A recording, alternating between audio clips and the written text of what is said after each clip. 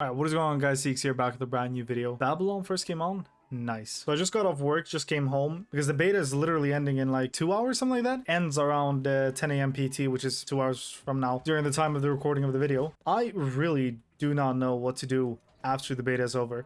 I've been playing the beta since August 30th. That's when the closed beta officially launched. And as you guys know, the open beta launched here on September 6th for everyone to be able to play it. As I said in my other videos, I've been having a lot of fun in the beta just generally. I feel like the second weekend has been a lot more sweatier than what the closed beta has been.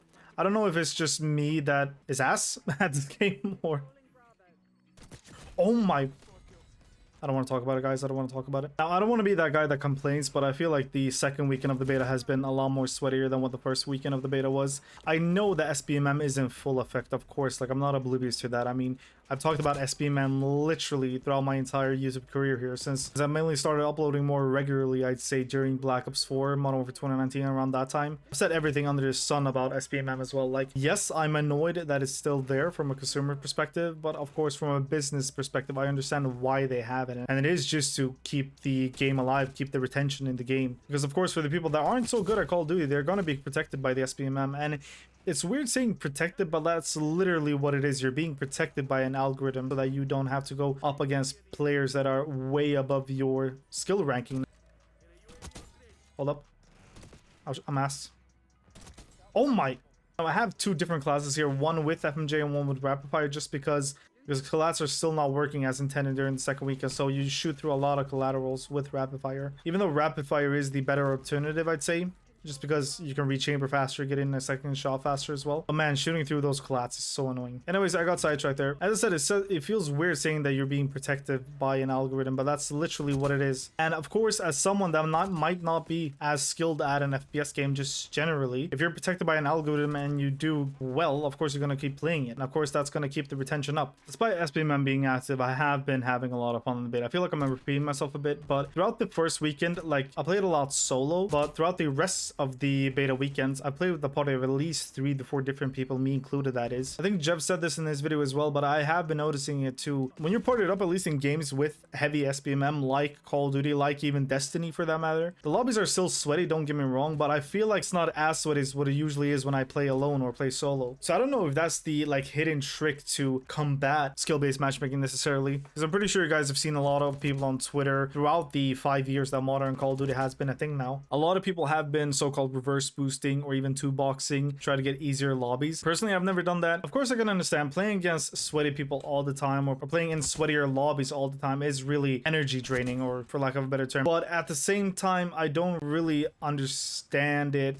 It's weird to explain somewhat coherently in English because English is not my first language, so I do have a bit harder time to explain stuff in English. What I'm trying to say is basically that why would you want to, let's say, reverse boost or even two box when the people that you are facing in those types of lobbies are literally not even shooting back? Some of the clips I've seen on Twitter, there are people literally not shooting back. So if the reason for you reverse boosting or two boxing is that you want to have easier clips or just generally easier lobbies to get nukes in or whatever type of gameplay accomplishment you're trying to make there, to me at least personally, those types of clips, those types of gameplays aren't as entertaining or, for lack of a better term, rewarding to watch when I know that they're not against people their own skill level. Like, just to paint you guys a picture, some of the clips I've seen on Twitter have been getting 5 quick scopes, like bop bop bop bop bop with the LR7, and then switching to the SVD and getting like 5 or 6 more kills for like a 7 on times 50. Like, kill wise, sure, that is impressive, but at the same time, since those clips are being hit in lobbies where people are barely shooting back at you, it's not impressive. I know this probably doesn't make sense to a lot of you what the fuck I'm talking about, because it's barely making sense in my brain as well, but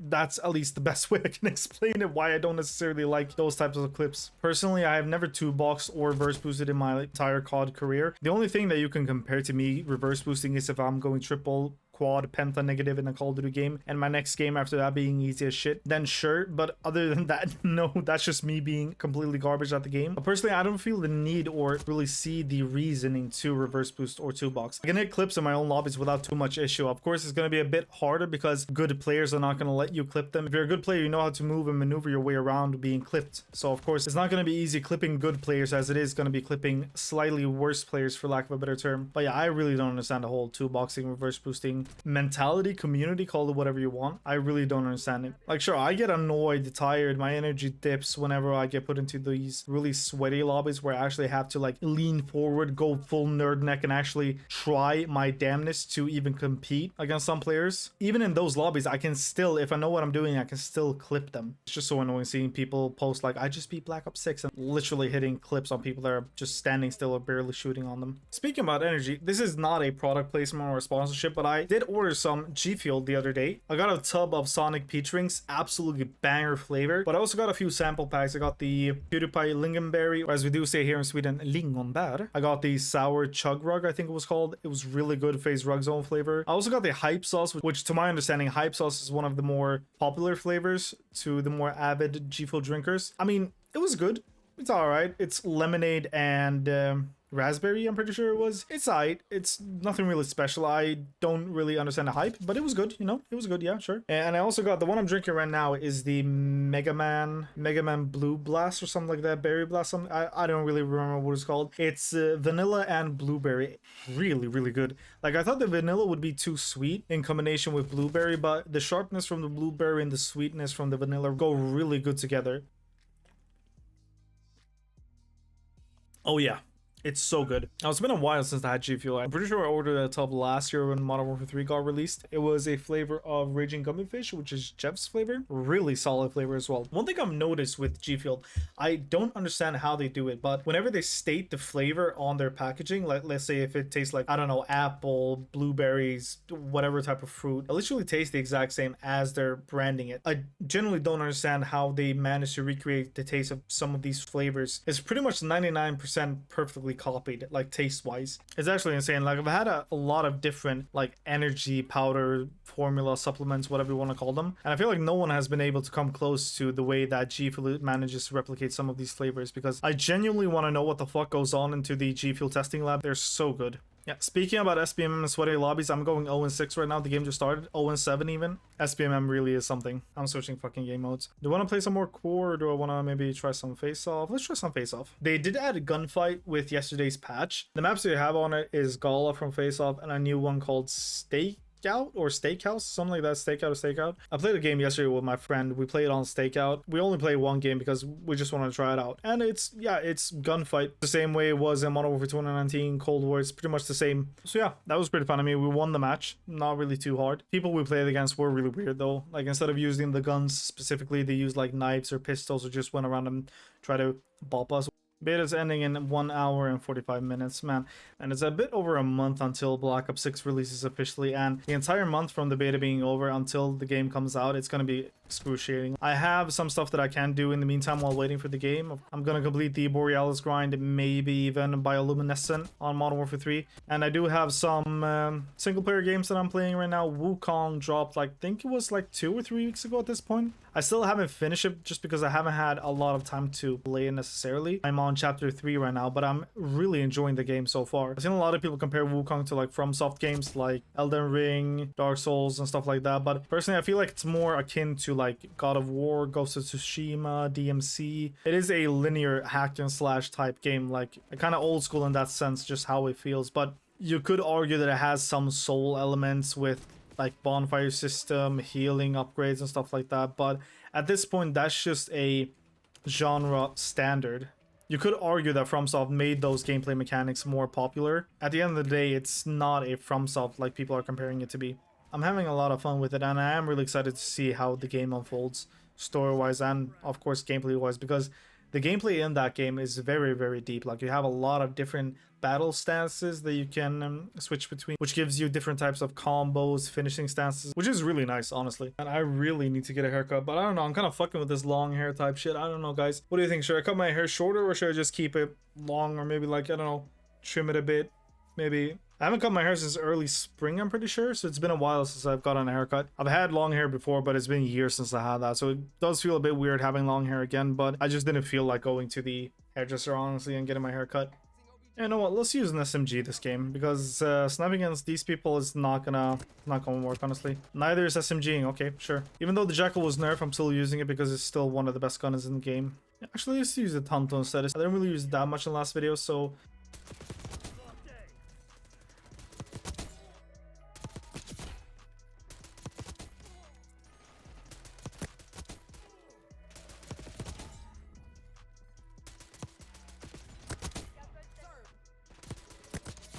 The Tanto is pretty much one of the best SMGs in the game, I feel like. Slow firing, hard hitting, it's really, really solid. However, what I've noticed with the beta throughout both weekends, honestly, is that the game is very, very SMG heavy, at least in its current build. I don't know if that's going to change in the final build when the game officially releases or not. Let's use the sleeper agent here.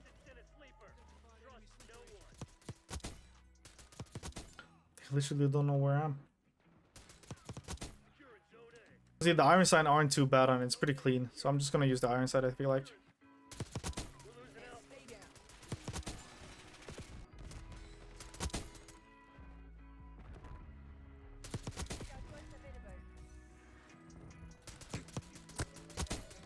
For when after the beta is over, I'm gonna have a little mini-tage, montage, whatever you want to call it, going up of some of my clips from the beta.